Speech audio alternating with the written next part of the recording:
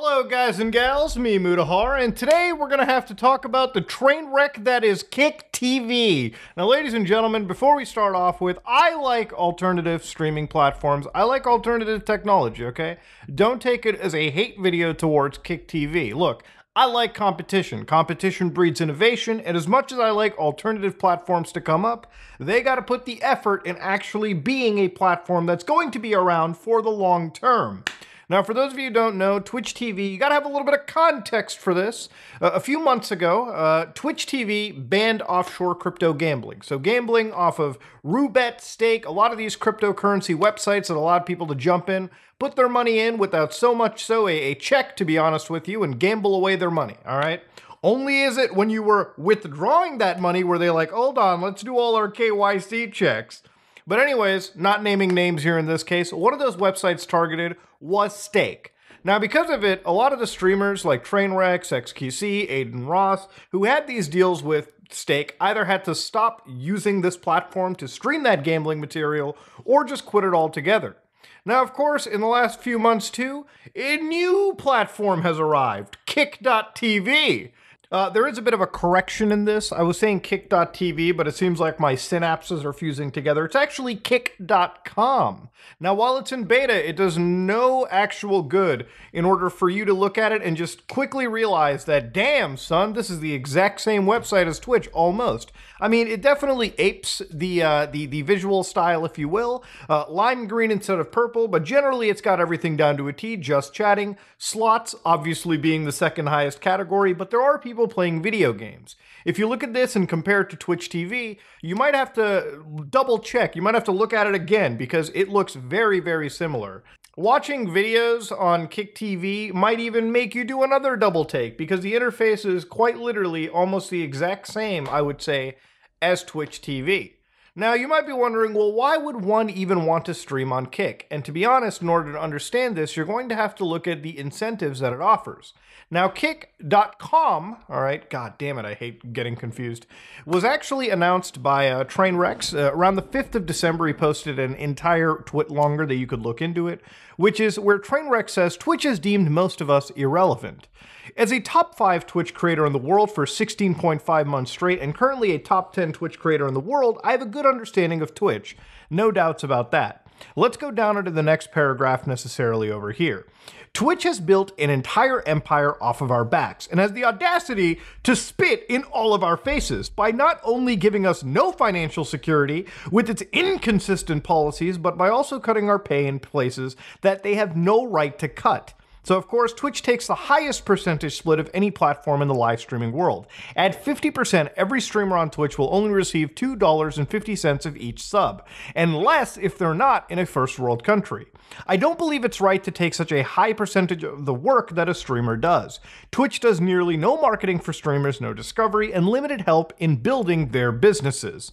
You know, I would argue that providing a hosting service that distributes your content internationally at a very, very, very constant and stable pace is far more than you could ever expect out of building an online entertainment business. But hey, so of course, he says that he joins Kick.com as a non-owner advisor and a non-exclusive broadcaster, meaning he is advising the team that's running this. Now, of course, I choose to work with Kick because their investors are willing to listen to creator input. Everyone gets a sub button, 95 to 5% subscriber split, with 95% of the sub income going to the streamer. 100% of all tips made on Kick, called Kicks, will go to the streamer, same day withdrawal. So a little bit insane, by the way, over here too. Ladies and gentlemen, they've even got a TOS designed to be fair to streamers with clear rules on what's okay and not okay. So, okay, all right, let's stop right there. That's a pretty massive amount to be given to your streamers. Now, obviously, if you're a streamer who wants to like get paid, get the bag, this seems pretty cool to you. But you also have to wonder, how the fuck are they able to afford this? Obviously, sites like Twitch and YouTube have to take a chunk out of our incomes because they are running a massively losing business at the end of the day, all right? It's not cheap to do video web hosting. Even though Twitch has an in with Amazon being owned by them, they still have to pay, albeit a discounted rate, to host concurrent users to their streamers, which does cost a fair amount of money if you know anything about, content delivery networks. It is not a cheap endeavor. So obviously in this case, I kind of have to wonder how Kick.tv, which from my understanding is still back-ending off of Amazon's CloudFront, meaning they're still actually paying Amazon as far as my understanding goes, are able to afford this massive chunk. Clearly, they gotta have some money, they gotta have some proper investors. Now, in all of this entire twitlonger, I checked the word stake, and I could not find a single mention of stake. Why am I mentioning Stake? Stake is the casino website that Trainwrecks, XQC, Adin Ross, a lot of these people were using and sponsored by.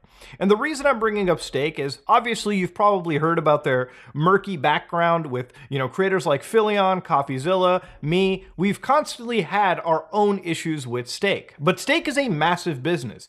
It's almost up to $1 billion in evaluation, and it's got some of the biggest names behind it, promoting it, like Drake, for instance, a Toronto-based rapper.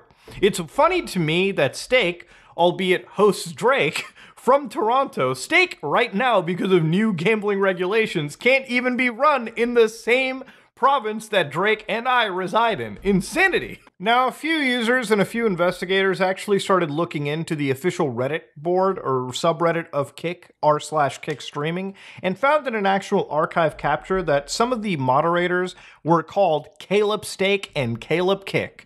So of course, maybe it's a weird coincidence, but let Tyler nickname Trainwrecks explain it right to you.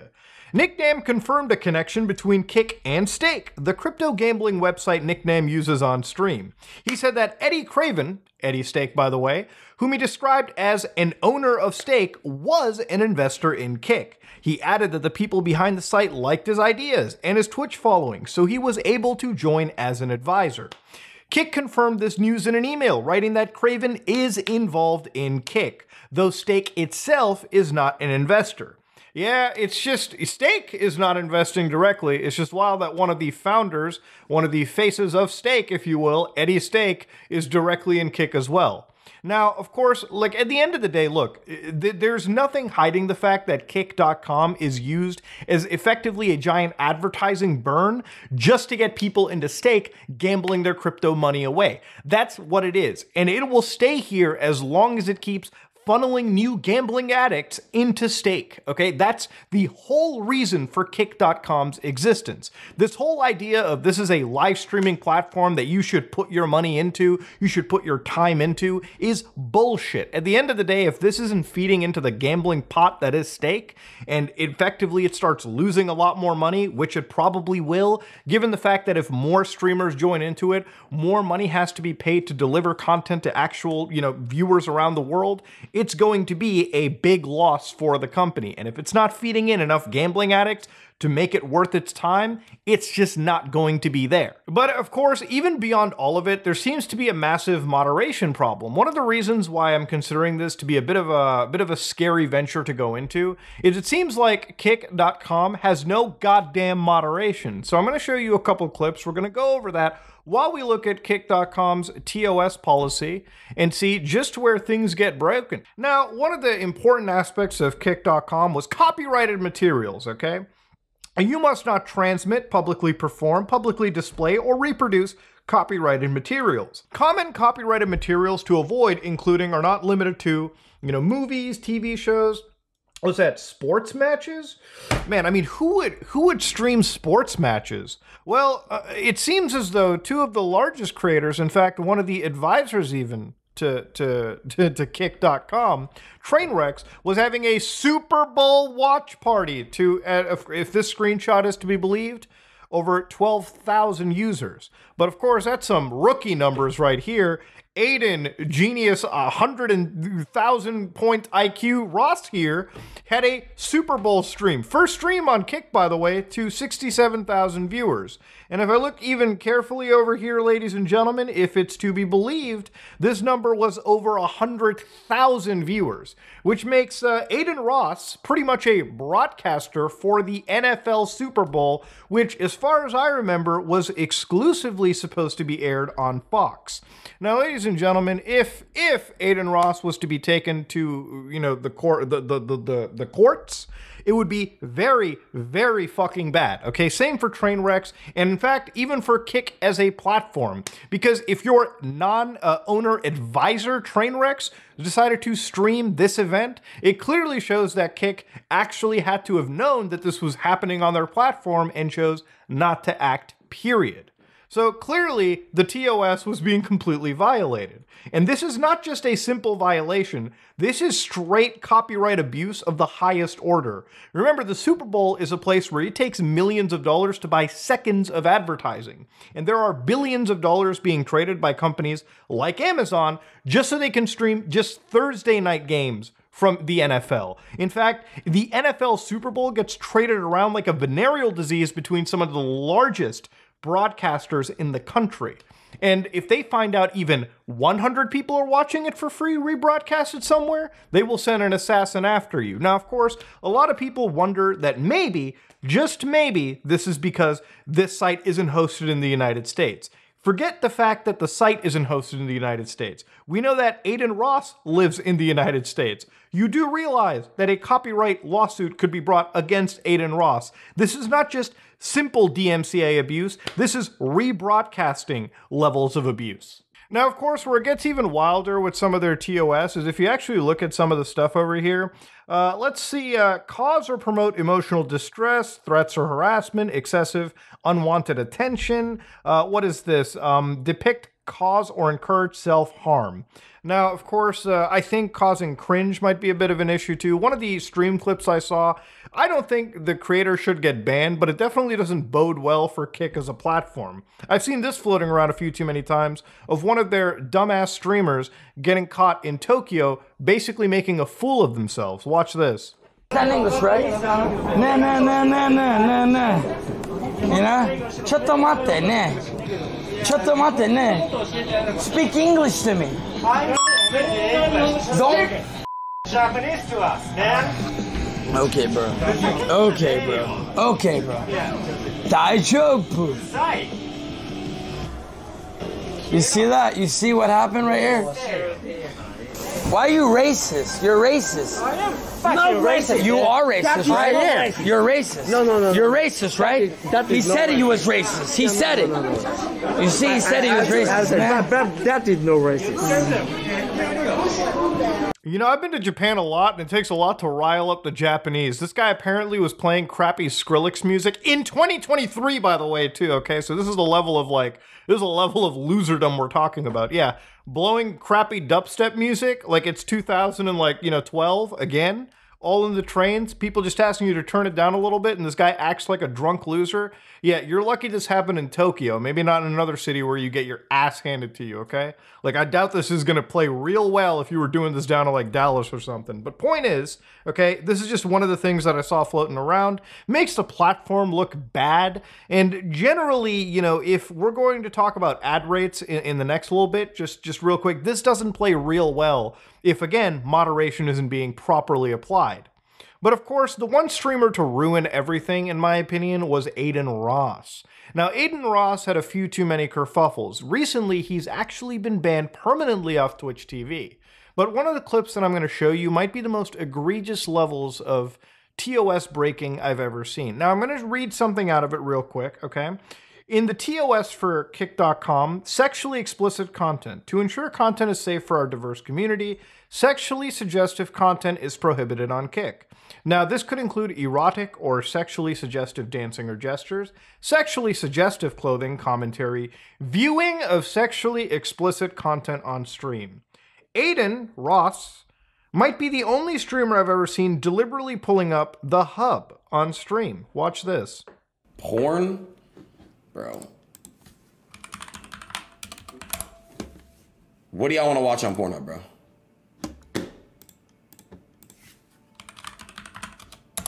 What do y'all want to watch, bro? I don't support porn. Like, I don't support the shit. What do y'all want to watch on here, bro? I don't support the shit. I don't condone it. I don't support it. What the y'all want to watch? Jesus. Wait, how old are you guys in the chat, bro? Yeah, nothing like showing sexually explicit material to an audience you know consists of some minors. A lot of minors, I would have to imagine, because I don't believe anybody my age is watching Adin Ross unironically. Yeah, nothing like asking them the age and silently trying to shuffle off makes sense. And obviously, I know there's going to be a lot of meat riders in the comments, but Muda, he said he doesn't support it. And yes, Adin Ross doesn't support it, just like he doesn't support things like hot tub streaming because it's quote unquote promoting poison.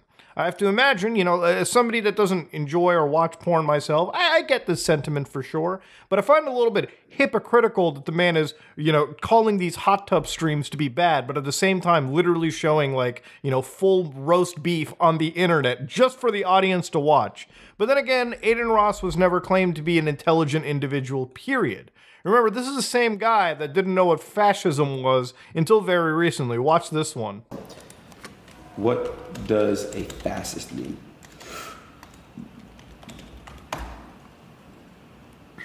It means you are a far right authorization ultranationalist. Oh my God, ultra-analytist.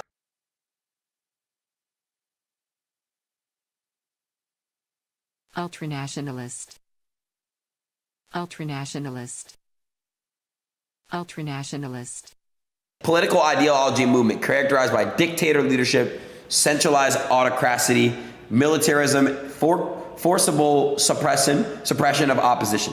So I don't know what that means, bro. I swear to God. I don't know what the fuck a fascism is. I don't know what the fuck that is. Benito Mussolini and Giviante Gentile. It's not a crime to not know these basic things. I just thought it was a hilarious clip that I wanted to include in some capacity. It gets a little bit harder to explain when he's listening to shit like this. Get me wrong, I'm not a Nazi. I had to cut that clip really short because apparently even the Germans can't view it because of some events that happened way back in the 1930s and 40s. This song was promoting, a lot of bad things, if you will, a lot of racist stuff. It was promoting Nazi ideology, all right? It is what it is. It was an insane song, and in this clip, clearly Adin Ross was going out of his way to absolutely, I guess he was laughing at the entire thing. It was absurd. He wasn't actually agreeing with anything in this video. I just couldn't even, I can't show you this video because it'll actually get me a strike on the channel. But of course, Adin playing this kind of content on his platform is not going to bode really well for a TOS or just in general, okay? If this was done on any other platform, insta strike, all right? It is what it is. Ultimately though, Adin Ross did get banned off of Twitch. These were all just clips that I found off of the Kick streams. But this is what he had to say about getting banned off of Twitch TV. So just listen to it real quickly. Listen to this intellectual, bastion. First thing I'm gonna say is this. I already signed my deal to this shit. It don't matter.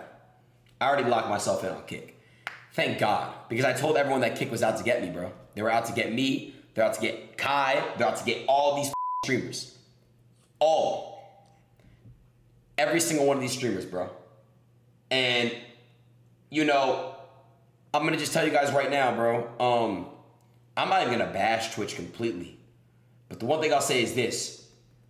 If I had blue hair and did my makeup, would you have banned me, Twitch? I don't know what his point here is. Like, what is Twitch gone ultra woke? Ooh, that evil lefty Twitch. Would they have banned him if he was a little lefty? No, I think you probably got banned off Twitch because you're probably promoting your this Kick brand, and I'm pretty sure your partnership agreement wasn't really in line with that. But let's listen to the example that he's going to give. I'm permanently banned on Twitch. It's done. It's already done. But I got permanently banned for no reason. At all. No reason. How do you ban someone on Twitch and my reasoning is for VOD / on stream when I haven't even been streaming there? So you got banned for some VOD or on-stream behavior. Again, I haven't seen any partnership email that would straight up mention that. I would have to imagine they probably looked at your off-stream conduct and banned you accordingly to that, or removed you from the platform ever since you were caught literally platforming some of the wildest shit imaginable. You're not entitled to have a platform. If you're gonna act like an idiot, chances are the mainstream platforms will ban you. And it literally is a private company doing what they want, okay? People are like, like, but free speech, my free speech. Can the private company ban me? Look, it's incredibly difficult to get banned on a platform too. You can say whatever wild shit you want. You see it on YouTube all the time. There's both sides, and both sides have successful streamers and successful content creators, and they get millions of views in a lot of cases. No platform is out to incredibly shut you down unless you're making a serious ruckus and seriously, throwing the main platform in like mainstream crosshairs for bad reasons. Again, at the end of the day, Adin Ross getting banned on Twitch made a lot of sense given the fact that his recent behavior has been a little bit unhinged. Now, the reason why I've decided to show you some of these clips too when it came to Kick was ultimately, at the end of the day, when it comes to a site like this, the biggest issue is having content that you can actually sell to advertisers. When you start seeing Adin Ross blatantly stream sexually explicit content and host some actually racist material, even if like he's denouncing it publicly, if it's just available to view in general, in a VOD format, it's not going to play well by any advertiser system. We've had the same issues on YouTube. We've had the same issues on Twitch. You have the same issues on Facebook or any mainstream platform out there. And ultimately for Kick, who's giving around 95% of that money away to streamers, they need to have some way of generating revenue. Otherwise, they're going to go under in like a year. I know that Trainwrecks is trying to release a mobile application, or like he's at least relayed that the team behind Kick is working on an iOS and Android application. And the only way that's going to get approved is if Kick actually moderates their platform. Because if they don't, easily the App Store or the Play Store can remove the APK and the IPA file from easy access. I do believe genuinely that Trainwrecks does want to make a platform, but if you're serving as an advisor, I think it's in your benefit to at least moderate pretty effectively, unless, you don't care about the platform and it's literally just an advertising money pit for stake, and that's all that it comes down to. But then don't try to sell this idea to the new streamer that suddenly this platform is in their benefit. Because if this is just a big advertising push, the moment that it stops drawing in new gambling addicts is the moment Kick completely kicks the bucket, no pun intended, and goes out into obscurity. I think Adin Ross saying that other streamers, the largest streamers like Kai Cenat or whatever, are going to head over to Kick is almost a joke in of itself too. Because again, in order to host a website like Kick, it's a big bill you have to foot. The more popularity you get flooding in, the harder that bill becomes to foot. So unless these streamers jump in with these mega massive numbers and are streaming like Stake and advertising it consistently, I don't see this going anywhere other than straight to the goddamn trash bin at the end of the day. It's a wild day indeed. Adin Ross gets banned, and Adin Ross promoting Kick along with Trainwrecks. And if you look at the history of this, you look at the people behind it, as long as you're not a total moron, you have to understand this is just advertising for a crypto casino in general. And without any actual form of moderation, this website literally cannot get the ads in a successful capacity, nor could I even see it existing on mobile platforms unless its moderation comes in. Look, I'm all for alternative tech platforms and competition. Like I said in the beginning, competition breeds innovation. But if you're literally attracting all the streamers that have been banned from mainstream platforms, this is the problem with a lot of alternative tech services, right? Like, the intention is great, but literally at the end of the day, all you're doing is you're getting the people that were banned off of mainstream platforms. Why were they banned? Because they were loose cannons that advertisers and anybody who was going to prop up your business didn't want to associate with. So now you got all these people out here making your platform a giant, like, 4chan poll board, and you're expecting that it's going to somehow survive in this climate. It just doesn't work that way. And at the end of the day, the Kick TV live streaming train wreck disaster is something that we're just looking at from the sidelines, all right? And if you disagree with me on any aspect in this, feel free to let me know. Tell me, DM me, I don't care, all right? At the end of the day, I'm open to understanding every side here. I'm open to being completely corrected in the situation too.